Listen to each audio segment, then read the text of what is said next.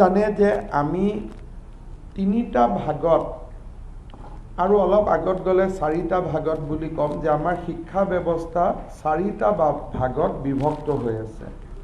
এটা হ'ল বিশ্ববিদ্যালয় পৰ্যায়, এটা হ'ল টেকনিক্যাল এডুকেশ্যন য'ত ইঞ্জিনিয়াৰিং পলিটেকনিক এইবিলাক আহে, আনটো হ'ল আমাৰ হায়াৰ এডুকেশ্যন য'ত কলেজ বা আমাৰ বিভিন্ন ধৰণৰ ৰিচাৰ্চ ইনষ্টিটিউটসকল আহে, আৰু ফাইনেলি সেকেন্ডাৰী বা এলিমেন্টাৰী।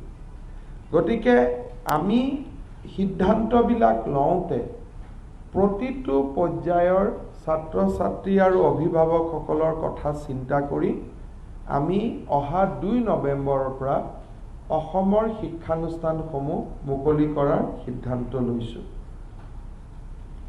প্ৰথমতে আমি ক'ব খুজিছোঁ যে বিশ্ববিদ্যালয় মুকলিৰ ক্ষেত্ৰত ৰাজ্য চৰকাৰে কোনো নিৰ্দেশ নিদিয়ে।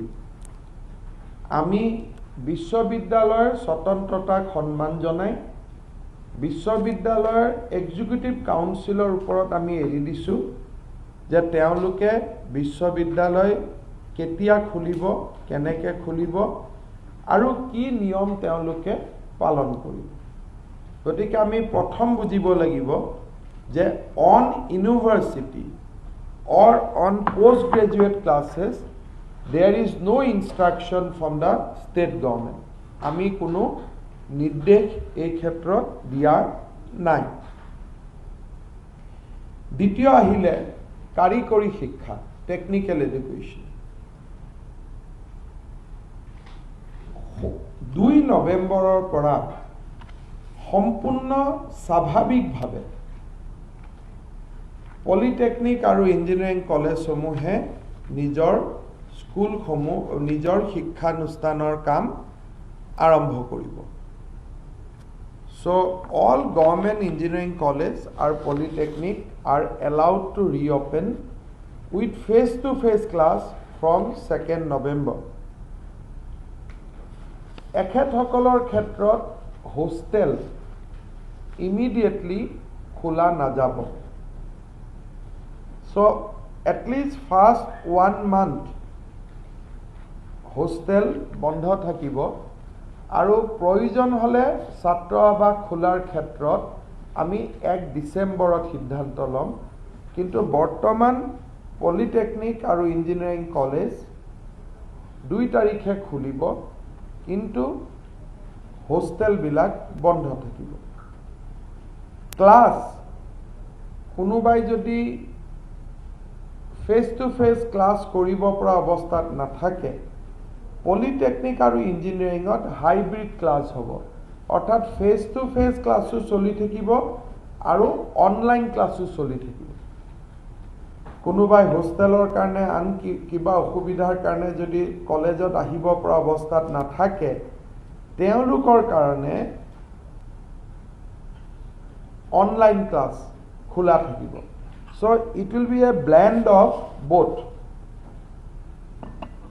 online as well as offline, কিন্তু face to face class 2 নৱেম্বৰৰ পৰা আৰম্ভ হ'ব। দ্বিতীয়তে আৰম্ভ হ'ল যে আমাৰ আণ্ডাৰ গ্ৰেজুৱেট ক্লাছেছ, যিটো আমি কলেজত কৰিব যাম। ইয়াত আমাৰ সিদ্ধান্তটো হ'ল যে 2nd নৱেম্বৰ 2020ৰ পৰা অসমৰ সকলো মহাবিদ্যালয়ত স্বাভাৱিক শ্ৰেণী আৰম্ভ হ'ব।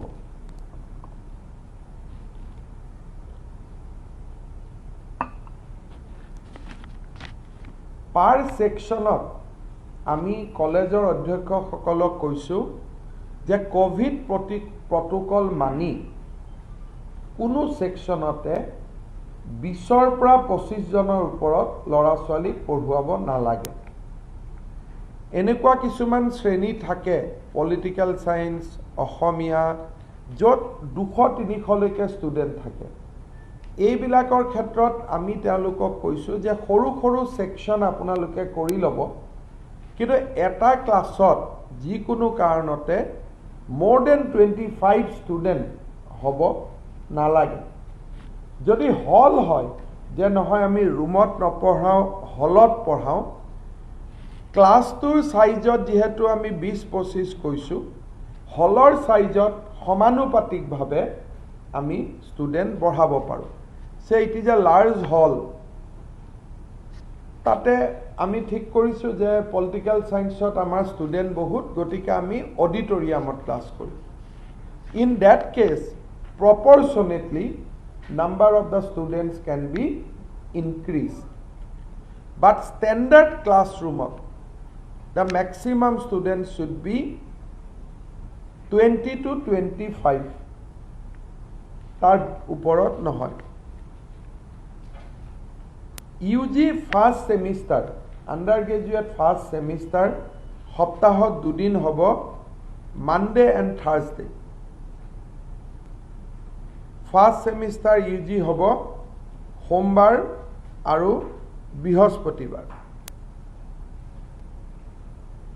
যেটো ইউজি থাৰ্ড সেমিষ্টাৰ তেওঁলোক হ'ব মঙ্গল বুধ আৰু শুক্ৰবাৰ ইউজি থাৰ্ড সেমিষ্টাৰ মঙ্গল বুধ আৰু শুক্ৰ আৰু যেটো ফিফথ সেমিষ্টাৰ তেওঁলোকে ক্লাছ কৰিব মঙ্গল বুধ শুক্ৰ শনি মঙ্গল বুধ শুক্ৰ শনি তাৰ মানে first semester will have 2 days second semester will have 3 days আৰু fifth semester will have 4 days of education so obviously দুটামান দিনত থাৰ্ড আৰু ফিফথ সেমিষ্টাৰ দুইটা অহা কাৰণে basically Tuesday Wednesday and Friday there will be তাত অলপ ভিৰ বেছি হ'ব সেইখিনি সময়ত আমি কলেজ কৰ্তৃপক্ষক ম্যাক্সিমাম ক্লাছৰুম ব্যৱহাৰ কৰিব অনুৰোধ কৰিছোঁ আৰু শিফট কৰি যে আগবেলা যদি ফিফথ ইয়াৰক আমি ক্লাছ কৰিছোঁ সেকেন্ড ইয়াৰত থাৰ্ড ইয়াৰত আমি পিছবেলা ক্লাছ কৰিব লাগে so that 25 norms to কোনো কাৰণতে ভঙা নাযায় first semester will be Monday and Tuesday Monday and Thursday sorry first semester Monday Thursday second semester class 9 বৰ্তমান third semester Tuesday Wednesday Friday আৰু fifth semester Tuesday Wednesday Friday Saturday hostel বন্ধ থাকিব সেইকাৰণে কোনোবা ষ্টুডেণ্টে হেণ্ডিক বা কটন বা B Barua কলেজত পঢ়া ষ্টুডেণ্ট লখিমপুৰৰ পৰা যদি নাহি লখিমপুৰৰ কলেজখনতো টেম্পৰাৰী এনৰোল কৰি ল'ব খোজে তাৰ নিৰ্দেশ আমি ৰাজ্য চৰকাৰে দিছো যে they may not come to Guwahati they may not come to Dibrugarh but they can enroll themselves as a temporary student in their native places এমাহৰ কাৰণে 1 ডিসেম্বৰৰ পৰা আমি হোস্টেলো খুলি দিয়াৰ সিদ্ধান্ত লৈছো but not in the 1st November from the 1st December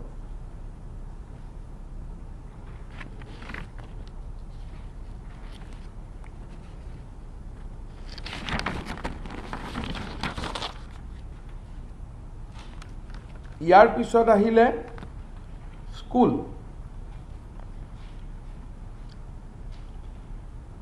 পঞ্চম মান শ্ৰেণীলৈকে স্কুল বন্ধ থাকিব আপ টু ক্লাছ 5th আৰু আমি অসমৰ প্ৰাইভেট স্কুলবিলাককো আমি মানা কৰিছোঁ যে পঞ্চম মান শ্ৰেণীলৈকে কোনেও যাতে স্কুল আৰম্ভ নকৰে up to class 5th অৱশ্যে মিড ডে মিল আনিবৰ কাৰণে গাঁৱত পঢ়া স্কুলৰ ষ্টুডেণ্ট সকল স্কুলত যাব পাৰিব আৰু স্কুলত যাওঁতে শিক্ষকসকলে দুই এটা পৰামৰ্শ দিয়া, তেওঁলোকৰ লগত কিবা প্ৰশ্ন যদি চাব দিছিল ওলাই অনা বা একাডেমিক ডিছকাশ্যন কৰা, এই পাৰ্টটো LP স্কুলত খোলা থাকিব। গতিকে মিড ডে মিল বিলাবৰ কাৰণে নিৰ্দিষ্ট কৰা দিনত ষ্টুডেণ্ট আহিব আৰু শিক্ষকৰ লগত ইনফৰ্মেল একাডেমিক এক্সচেঞ্জ কৰিব, কিন্তু ক্লাছ নহয়। So 1 to 6 will remain suspended. 1 to 5. 6 পৰা ক্লাছ আৰম্ভ হ'ব।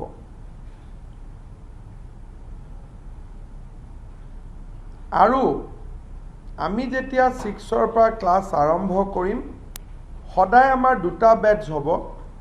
All school will be open at morning 8:30.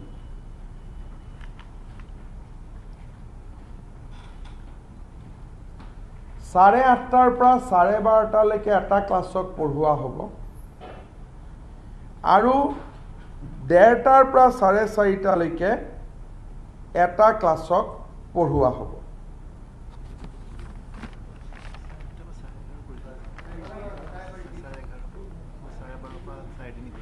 চাৰে 8টাৰ পৰা 12:30 নাই, 8:30 পৰা 12:30 এটা ক্লাছ হ'ব। কিন্তু কোনোবা স্কুলত যেহেতু লাঞ্চ ব্ৰেক আদিৰ কথা থাকে, কোনোবাই যদি আপ টু 11:30 তিনি ঘণ্টা কৰিব খোজে, আমাৰ আপত্তি নাই। কিন্তু আমি ভাবিছোঁ যে কেইটামান ক্লাছ 4 ঘণ্টা হওক, কেইটামান 3 ঘণ্টা হওক। চ' one session will be 8:30 to 12:30. Next session will be 1:30 to 4:30. ৰাতিপুৱা 4 ঘণ্টা, গধূলি 3 ঘণ্টা। প্ৰথম 15 দিন অৰিয়েণ্টেশ্যন হ'ব, তাৰ পিছত ক্লাছ নিয়মীয়াকৈ আৰম্ভ হ'ব।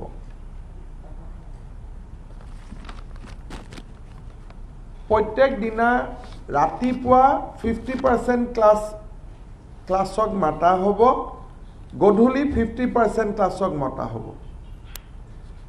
6-7 যদি ৰাতিপুৱা মাতিছোঁ, 8-9 আমি পিছবেলা মাতিম।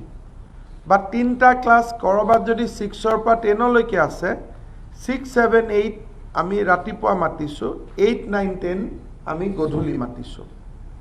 এই ধৰণে আমি স্কুলত কনজেশ্যনটো এৰাই চলাৰ বাবে চেষ্টা কৰিম। SCRTয়ে ৰিডিউচ চিলেবাছ নটিফাই কৰিব, য'ত চিলেবাছ কম থাকিব। আৰু আমি এইবাৰ 3টা শ্ৰেণীৰহে পৰীক্ষা পাতিম, 8, 10 আৰু 12। বাকীখিনি বোৰ্ডৰ এক্সাম নহ'ব, স্কুলত লোকেল এক্সাম ল'ব পাৰিব। বাট 8ৰ এটা প্ৰপাৰ এক্সাম হ'ব, 10ৰ এটা এক্সাম হ'ব, 12ৰ এটা এক্সাম হ'ব। 12ৰটো বোৰ্ডে ল'ব, 10ৰটো বোৰ্ডে ল'ব, 8ৰটো স্কুলতে ল'ব। বাকী ক্লাছত এইবাৰ আমি আৰু পৰীক্ষা নলওঁ। তাৰমানে they will be promoted. A student of 9 will be promoted to class 10. Student of 7 will be promoted to 8. But 8 to 9ত নহ'ব, there will be exam on 8. So 8, 10 আৰু 12ত exam হ'ব, বাকীত exam নহয়। কিন্তু চিলেবাছ ৰিডিউচ থাকিব। অফক'ৰ্ছ বৰ্তমান আমি mid day মিলত dry ration দি আছোঁ, গ্ৰেজুৱেলি আমি কুক মিললৈকে কনভাৰ্ট কৰিম। হেডমাষ্টাৰসকলে খুব লাহে লাহে এইটো কুক মিললৈকে কনভাৰ্ট কৰিব। এতিয়া আমি ড্ৰাই দি আছোঁ, কাৰণ খাবৰ কাৰণে একেলগে বহিব লাগে। পৰিৱেশ আৰু পৰিস্থিতি চাই ড্ৰাই ৰেচনটো কুক ৰেচনলৈকে তেওঁলোকে কনভাৰ্ট কৰিব।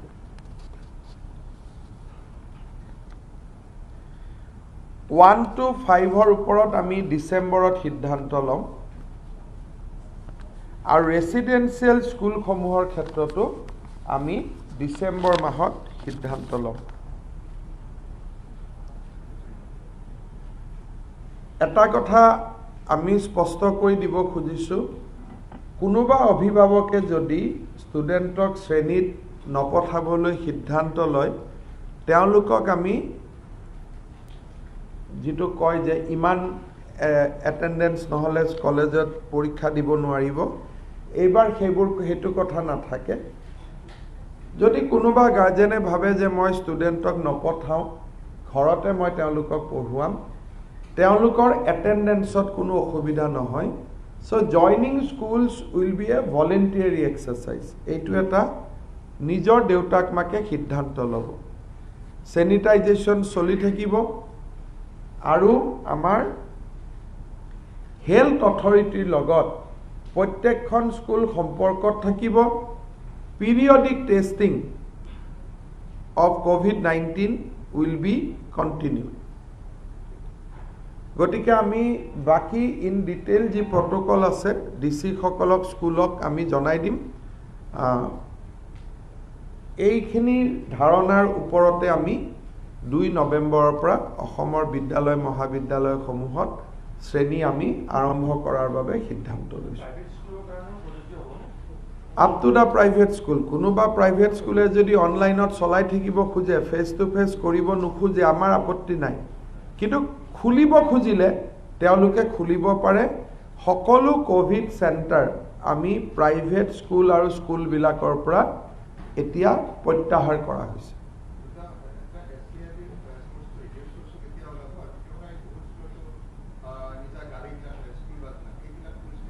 স্কুলৰ আমিতো নৰ্মেল বাছবিলাকত এতিয়া 100% পেচেঞ্জাৰ দি দিয়া হৈছে।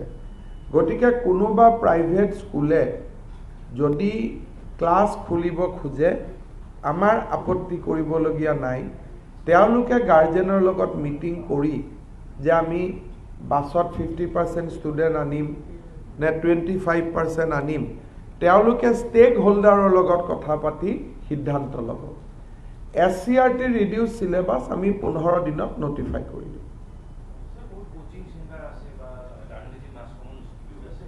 25টা লেভেলত এটা ষ্টেণ্ডাৰ্ড ক্লাছৰুমত 20ৰ পৰা 25জন ষ্টুডেণ্টেৰে tuition, coaching class, coaching centre সকলো খুলিব পাৰে।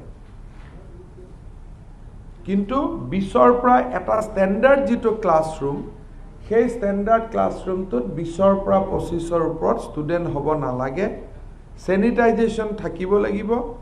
আৰু হেল্থ অথৰিটিয়ে যদি টেষ্ট কৰিব খোজে COVID-19, তেওঁলোকে না ক'ব নোৱাৰিব। বাধ্যতামূলকভাৱে তেওঁলোকে চেম্পল দিব লাগিব। যদি স্কুল খোলে তেতিয়াহ'লে এইটো প্ৰট'কল ল'ব লাগিব যে 6 এনেকৈ, 7 এনেকৈ, 8 এনেকৈ, নিয়মটো এইটো। কিন্তু যদি স্কুল নুখোলো বুলি ভাবে, আমি তাত জোৰ নকৰোঁ। কিন্তু স্কুল যদি খুলিব খোজে, প্ৰট'কল এইটোৱে ল'ব লাগিব। This protocol is for both government and private school.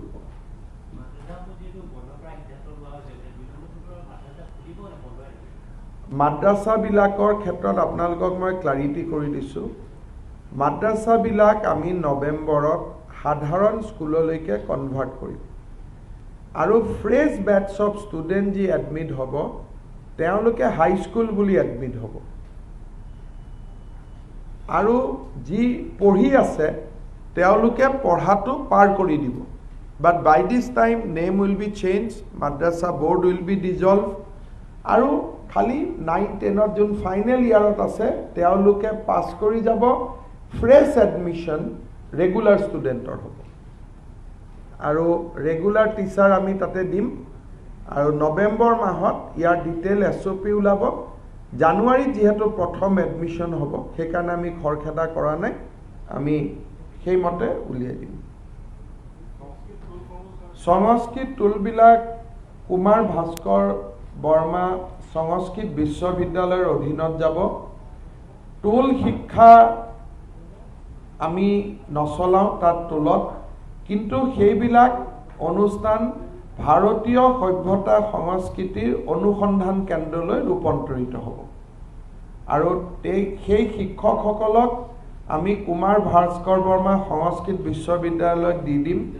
টুলৰ infrastructure আমি কুমাৰ ভাস্কৰ বৰ্মা সংস্কৃত বিশ্ববিদ্যালয়ক দিম তেওঁলোকে সেই চেণ্টাৰবিলাকত ইণ্ডিয়ান কালচাৰ নেশ্যনেলিজিম আমাৰ যিটো সভ্যতা তাৰ ওপৰত তেওঁলোকে কিছু লাৰ্নিং চেণ্টাৰ তেওঁলোকে নিৰ্মাণ কৰিব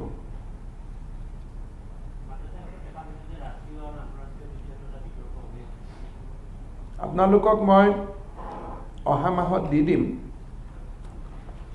মাদ্ৰাছাৰ ষ্টুডেণ্টবিলাকক সোধা হৈছিলে যে আপোনালোকে ক'ত পঢ়িব চবে ডাক্তৰ আৰু ইঞ্জিনিয়াৰ হ'ব খোজে A very authentic scholar of Guwahati University has conducted a survey and accidentally he is not belongs to Hindu. He has done the scholastic exercise but accidentally he also belongs to a Islamic religion. তেওঁৰ সাৰ্ভেত এইটো কথা ওলাই আহিছে যে মাদ্ৰাছাৰ ষ্টুডেণ্টবিলাকেও নাজানে যে তাতে আমাক কিবা বেলেগ শিক্ষা দি থকা হৈছে তেওঁলোকেতো সৰুতে পঢ়ি আছে thinking that will be doctor and engineers গতিকে is it not against human rights violation তেওঁলোকে পঢ়ি আছে যে আমি ডাক্তৰ হ'ম ইঞ্জিনিয়াৰ হ'ম এই বুলিহে পঢ়ি আছে আৰু তাৰ ওপৰত গুৱাহাটী বিশ্ববিদ্যালয়ৰ পৰাই প্ৰকাশ হৈছে ৰিচাৰ্চ পেপাৰ আপোনালোকে পঢ়ি ল'ব গাৰ্জেনে নাজানে যে আমি মাদ্ৰাছাত পঢ়ি আছোঁ গাৰ্জেনে কয় মোৰ ল'ৰা ডাক্তৰ ইঞ্জিনিয়াৰ হ'ব লাগে তাৰমানে মাজত এইটো কি চলি আছে নবডি নোজ গভৰ্ণমেণ্ট স্কুল দেখি এডমিশ্যন লয় ভাবে ইয়াত এডমিশ্যন ল'লে মোৰ ল'ৰা ডাক্তৰ ইঞ্জিনিয়াৰ হ'ব বা যিটো নৰ্মেল হ'ব এখন যে থিঅলজিকেল স্কুল হয় এই কথাটো গাৰ্জেনেও নাজানিছিলে এটলিষ্ট আমি যিবিলাক ৰিচাৰ্চ পেপাৰৰ ওপৰত ফলো কৰিছোঁ সেইটো কথা দ্বিতীয়তে আপোনালোকে বহুত ক্ষেত্ৰত দেখা পাব বহুত ইছলামিক স্কলাৰে গভৰ্ণমেণ্টে মাদ্ৰাছা চলোৱাৰ বিৰোধী সেইকাৰণে মই ভাবোঁ যে ইয়াত বিতৰ্কৰ কোনো কথা নাই আপোনালোকে এটা কথা জানিব যে ইকুইভেলেন্স ডিগ্ৰীৰ নামত মাদ্ৰাছাত ল'ৰা পাছ কৰিলে মেট্ৰিক বুলি ডিক্লেয়াৰ হৈ যায় তোলতো ল'ৰা পাছ কৰিলে মেট্ৰিক বুলি ডিক্লেয়াৰ হৈ যায় আজি যি ষ্টুডেণ্ট আছে এই ষ্টুডেণ্টসকল অকল ইকুইভেলেন্সৰ কাৰণে পঢ়ি আছে এটা নৰ্মেল মেট্ৰিকুলেট পাছ কৰা ল'ৰা এটাৰ কাৰণে অন্যায় কৰা হয় যে মই অংক গণিত বিজ্ঞান পঢ়ি মেট্ৰিকুলেট হ'লোঁ আৰু কোনোবাই ইকুইভেলেন্স ডিগ্ৰী পাই গ'ল সেইকাৰণে আমি অকল মাদ্ৰাছা চলোৱাই নহয় মাদ্ৰাছা শিক্ষাক সাধাৰণ শিক্ষাৰ আমি মৰ্যাদা দি ৰাখিছিলোঁ which is not correct Madrasa degree ল'লে আমাৰ আপত্তি নাছিলে কিন্তু ইকুইভেলেন্স ডিগ্ৰী দি আমি এই গোটেইকেইটাত অকল বেকডোৰ মেট্ৰিক পাছ কৰাৰ এটা চেণ্টাৰ আমি বনাই লৈছিলোঁ আপোনালোকে দেখিব যে তাতে খালি বেকডোৰ মেট্ৰিক পাছ কৰাৰে এটা ৰাস্তা চলি আছিল বহুত ক্ষেত্ৰত কাৰণ কোনোবাই মাদ্ৰাছা এডুকেশ্যন পালে সেৱাত পৰীক্ষা নিদিয়াকৈ মেট্ৰিক কেনেকৈ হ'ব পাৰে কিন্তু কংগ্ৰেছ গভৰ্ণমেণ্টৰ দিনত চাৰ্কুলাৰ ওলাই থৈ দিছিলে যে মাদ্ৰাছা পাছ কৰিলেও তেওঁ মেট্ৰিক পাছ কৰা বুলি গণ্য কৰা হ'ব এইবিলাক আজিৰ চাৰ্কুলাৰ নহয় কোনোবা 80s চাৰ্কুলাৰ কোনোবা 90s চাৰ্কুলাৰ আৰু এইটোৰ কাৰণে আমাৰ শিক্ষা ব্যৱস্থাটোতে বহুত ডাঙৰ সমস্যা আহি আছিল এতিয়া আমি যে স্বয়মৰ লোন বিচাৰিছোঁ আমি কৈছোঁ মেট্ৰিকুলেশ্যন লাগে চবেই মাদ্ৰাছা চাৰ্টিফিকেট লৈ আহিছে বোলে এইটো ইকুইভেলেন্স টু মেট্ৰিকুলেশ্যন এখন দুখন মাদ্ৰাছাক হায়াৰ ছেকেণ্ডেৰীও চাৰ্টিফিকেট দিব পৰা পাৱাৰ দি থৈ দিছে সেইকাৰণে মই যেতিয়া নৱেম্বৰত কথাখিনি ক'ম আপোনালোকে গোটেইখিনি বুজি পাব আৰু it is nothing against any ৰিলিজিয়নক আমি প্ৰাইভেট মাদ্ৰাছাটোতো বেন কৰা নাই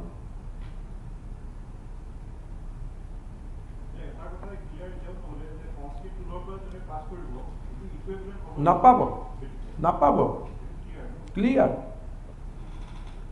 ইকুৱেলিটি সংস্কৃত পঢ়িব পাৰিব, কিন্তু তোলৰ পঢ়া দি মেট্ৰিকৰ সমকক্ষ হ'ব নোৱাৰে কোনো।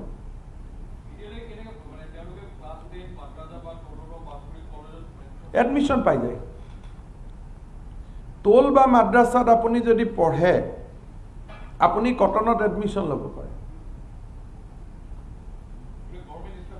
এইটো গভৰ্ণমেণ্ট ইকুইভেলেন্স অৰ্ডাৰ দি থৈ দিছে। তেওঁলোকে লাগিলে কিবা আছে বা নাই, জানক বা নাজানক, তেওঁলোকে এইটো ইকুইভেলেন্স পাই যায়। পালে জেনেৰেল এডুকেশ্যন পোৱা মানুহখিনিৰ মাজত হতাশাৰ সৃষ্টি হয়। সেইকাৰণে সংস্কৃত পঢ়াৰ কাৰণে আমি কুমাৰ ভাস্কৰ বৰ্মা ইউনিভাৰ্চিটি কৰিছোঁ। এই চেণ্টাৰবিলাক তেওঁলোকে চলাব, ভাষাৰ ওপৰত জ্ঞান চৰ্চা হ'ব, শিক্ষা হ'ব, কিন্তু মেট্ৰিক পাছ কৰোৱাটো আৰু নহ'ব।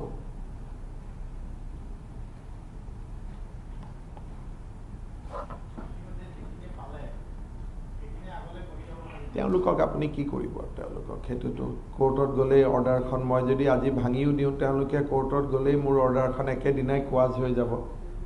মইহে হাঁহিয়াতৰ পাত্ৰ হ'ম যে এবাৰ দি পেলাই কেনেকৈ উত্তৰ কৰিছে।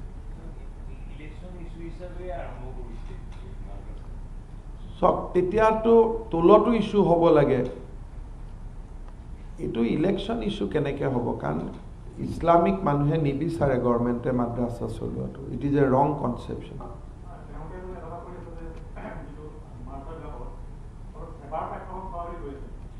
সেৱাৰ পাঠ্যক্ৰম চলে, লগত থিয়লজিকেল চলে।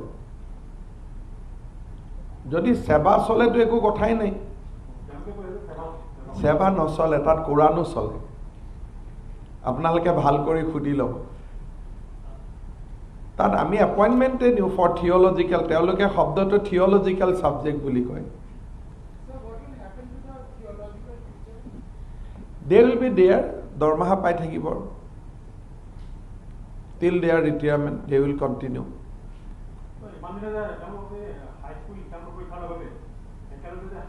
সেইটো এটা বেলেগ বস্তু। হাই মাদ্ৰাছাটো হ'ল যে এটা নৰ্মেল মেট্ৰিকৰ চাৰ্টিফিকেট পায়, এটা ছাবজেক্ট তেওঁলোকে খালি বেলেগ পঢ়ে। সেই হাই মাদ্ৰাছাটো আমি বন্ধ কৰিব খোজা নাই। যিটো মেট্ৰিক পঢ়া হাই মাদ্ৰাছা আছে, ডেট উইল কণ্টিনিউ। কাৰণ তাতে 90% কোৰ্চেছ আৰ জেনেৰেল। আমি যিটো বন্ধ কৰিব খুজিছোঁ, য'ত কোনো কমপ্লিটলি মাদ্ৰাছা, টাইটেল মাদ্ৰাছা বুলি কয়, কিবা বুলি কয়, এই যে যিটোৰ পৰীক্ষা চলাই মাদ্ৰাছা বোৰ্ডে, এইবিলাক যি মেট্ৰিক হাই মাদ্ৰাছাৰ আমি ৰিজাল্ট দিওঁ, সেইটো এটা বেলেগ, সেইটো এই মাদ্ৰাছা নহয়।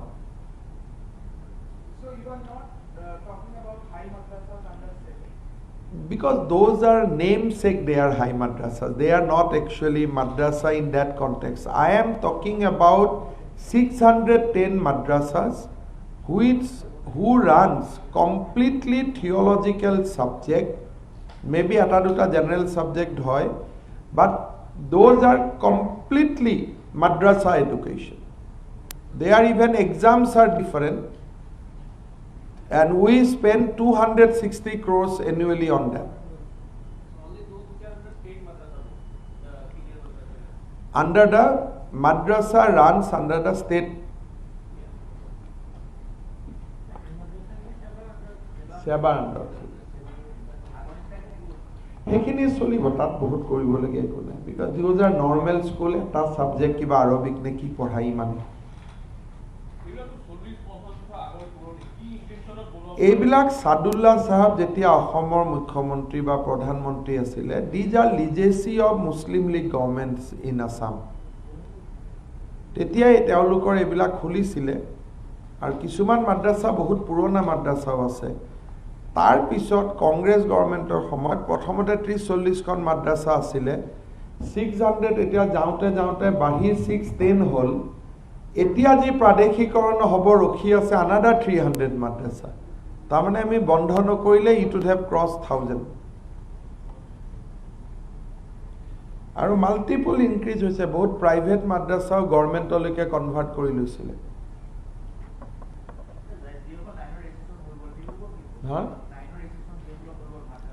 পঢ়ি চেছ কৰিব। নতুন এডমিশ্যনবিলাক জেনেৰেল হ'ব, পুৰণাখিনি শিক্ষকখিনিতো আছেই। মই বিশ্বাস কৰোঁ 100% ষ্টুডেণ্ট কনভাৰ্ট হৈ ল'ব নৰ্মেল এডুকেশ্যনত, বিকজ তেওঁলোকে নিজেও নাজানিছিলে। গতিকে তেওঁলোকৰ অপশ্যন থাকিব যে তোমালোকে নৰ্মেলত আহিলে আহিয়া, নাহিও যদি কয় যে নহয় আমি সোমালোঁ যেতিয়া আমি ওলাই যোৱাৰ সুবিধাটো কৰি দিম, ফাইনেল ইয়াৰলৈকে পঢ়িব। কিন্তু নতুন এডমিশ্যনবিলাক জেনেৰেল হ'ব, স্কুলখনৰ নাম জেনেৰেল হৈ যাব, চব বদলি যাব।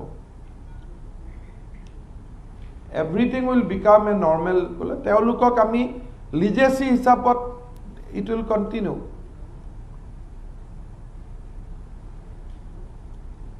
আৰু কোনেও এইটো ক্ৰিটিচাইজ নকৰে, চবেই ভালে পাইছে, ইয়াত কোনো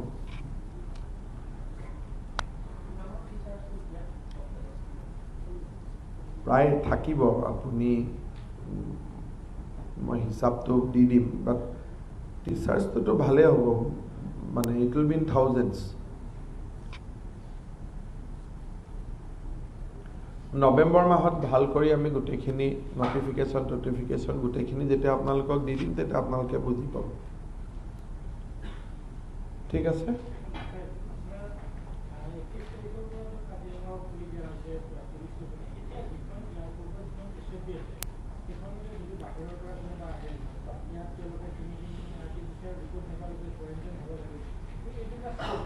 এইটো চেঞ্জ যিমানেই হ'ব যে অহা 1 তাৰিখৰ পৰা তেওঁলোকে যদি নিজৰ ডেষ্টিনেশ্যনত টেষ্ট কৰি আহে, ইয়াত নতুনকৈ আৰু টেষ্ট কৰিব নালাগে।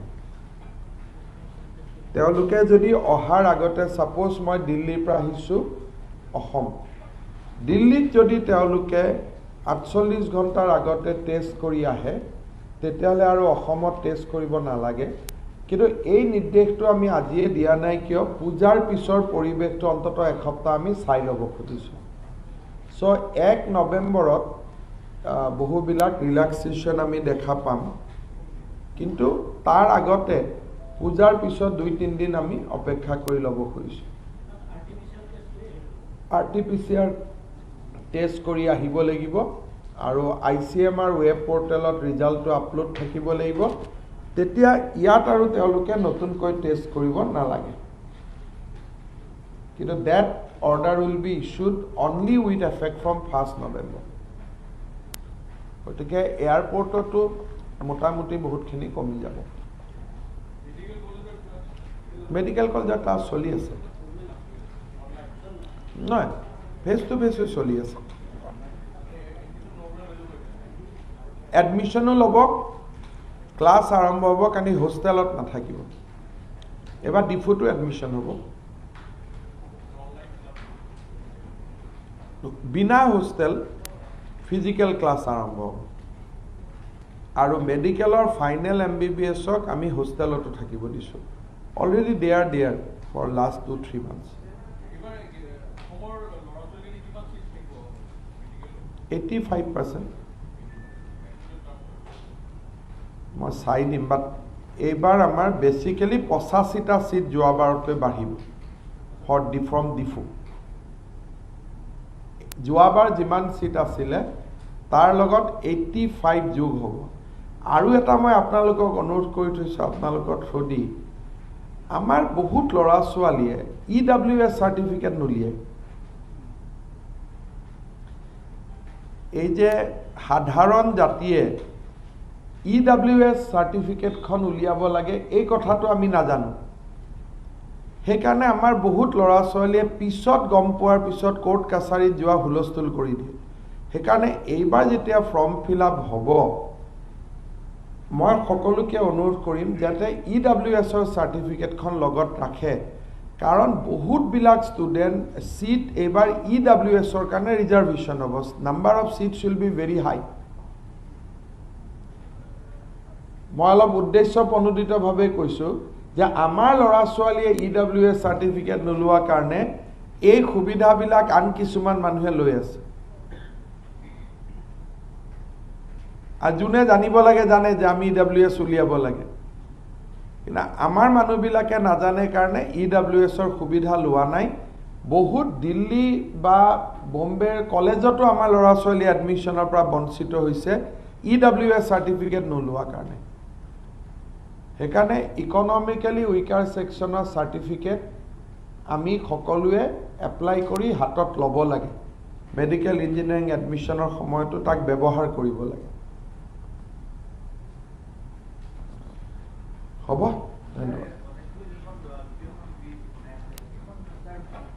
22 তাৰিখে ৰাতিপুৱা 22 তাৰিখে ৰাতিপুৱা 9 বজাত আমি গণেশগুৰি ব্ৰিজখন উদ্বোধন কৰিম বুলি মনত ভাবি থৈছো খালি এটাই কথা আছে যে এবাৰ গাড়ীটো চলাই চাও কবাত যদি কিবা ৰিপেয়াৰিং লাগে কিবা লাগে কিন্তু মোটামুটি 22 তাৰিখ ৰাতিপুৱা 9টা বজাত আমি প্লেনিং কৰি থৈ দিছো কিন্তু অকনমান কাৰিকৰীভাৱে মই এতিয়াও ক্লিয়াৰেন্স পোৱা নাই 18 19 তাৰিখে ইঞ্জিনিয়াৰসকলে ইনস্পেক্ট কৰি দিব তাৰ পিছত ধন্যবাদ মানে ফাৰ্ষ্ট